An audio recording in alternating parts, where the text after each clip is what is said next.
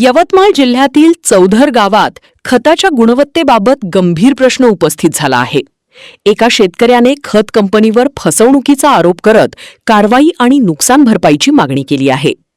चौधर येथील शेतकरी गजानन पवार यांनी 1 एकर कापूस पिकासाठी तब्बल 7,850 रुपयांचे 20,0013 मिश्र खत, झिंक आणि बोरॉन खरेदी केले। हे खत ड्रिप सिंचनाच्या फर्टिलायझर टँकमधून पिकाला देण्यात आले। मात्र शेतकऱ्याच्या म्हणण्यानुसार 25 दिवस उलटूनही खत विरघळले नाही। उलट टँकमध्ये रेतीसारखा पदार्थ साचून राहिल्याचा दावा त्यांनी केला आहे। तक्रार मिळाल्यानंतर कृषी अधिकारी आणि संबंधित कंपनीच्या प्रतिनिधींनी पाहणी केली। त्यांनी हे खत ड्रीपऐवजी थेट जमिनीत वापरण्याचा सल्ला दिला। परंतु शेतकऱ्याचा आरोप आहे की जमिनीत खत दिल्यानंतरही 10 ते 15 दिवस उलटून गेले तरी खत विरघळले नाही। मला खत नव्हे रेतीच विकली असा गंभीर आरोप करत त्यांनी संबंधित कंपनीवर कठोर कारवाई आणि नुकसान भरपाईची मागणी केली आहे। दरम्यान या प्रकरणाची कृषी विभागाने दखल घेतली असून जिल्हा अध्यक्ष कृषी अधिकारी मनोज ढगे यांनी आवश्यक तपासणी करून नियमानुसार पुढील कारवाई केली जाईल अशी माहिती दिली आहे।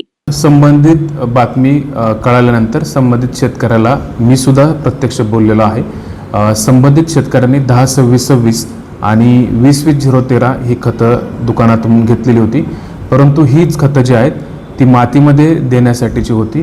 शेतकऱ्याने ते ड्रीपद्वारे देण्यासाठी शेतकऱ्याने प्रयत्न केलेला होता, परंतु ह्याच्यामध्ये 10-26-26 किंवा 20-20-013 जे आहे ह्याचे नमुनेसुद्धा काढून आपण ते प्रयोगशाळेतून तपासून ते प्रमाणित असल्याचं कळालेलं आहे। 10-26-26 या खताच्या बाबतीत सांगायचं म्हटलं तर ह्याच्यामध्ये नायट्रोजन, फॉस्फरस आणि पोटॅशियम ह्याचं प्रमाण 62 आहे आणि उरलेलं 38 जे आहे तर त्याच्यामध्ये इनर्ट मटेरियल जे आहे ते खतामध्ये समाविष्ट केलं जातं।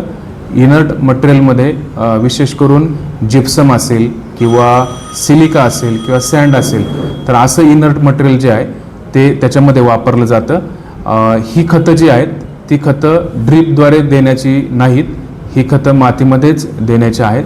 तर संबंधित बाबत आपण जे आहे ती पडताळणी केलेली आहे, परंतु शेतकऱ्याचं थोडंसं त्याच्यामध्ये जे आहे ते चुकीनं ती ड्रीपमधून देण्याचा प्रयत्न झाला, जे की मातीतून देणं आवश्यक होतं। चौधर या गावाचा रहिवासी आहो।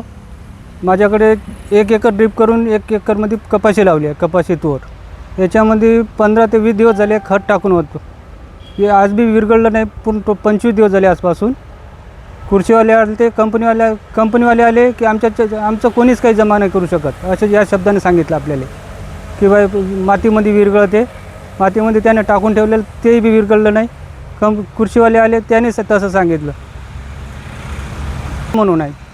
आडे आमची भरपाई पाहिजे ना, आम्हाला जेवढं उत्पन्न होते त्याच्या हिशोबानं भरपाई पाहिजे ना। माझी 1-1.5 लाख रुपयाची ड्रीप बी खराब झालेली आहे त्याच्यातली। संबंधित अधिकारीवर कंपनीवाल्या याच्यावर गुन्हा दाखल झालेला पाहिजे।